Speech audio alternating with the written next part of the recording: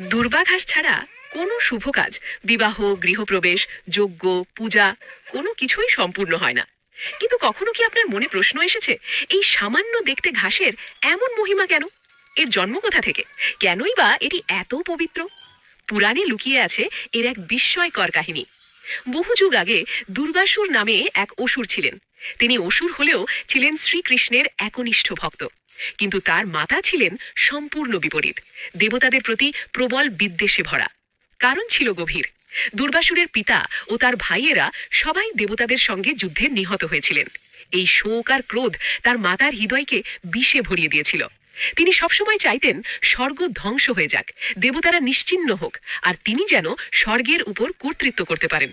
এই উদ্দেশ্যে তিনি নিজের পুত্র দুর্দাসুরকে আদেশ দিলেন, তুমি বহু বহু বছর তপস্যা করো, এমন শক্তি অর্জন করো যাতে দেবতাদের ধ্বংস করা যায়, অমরত্ব লাভ করো,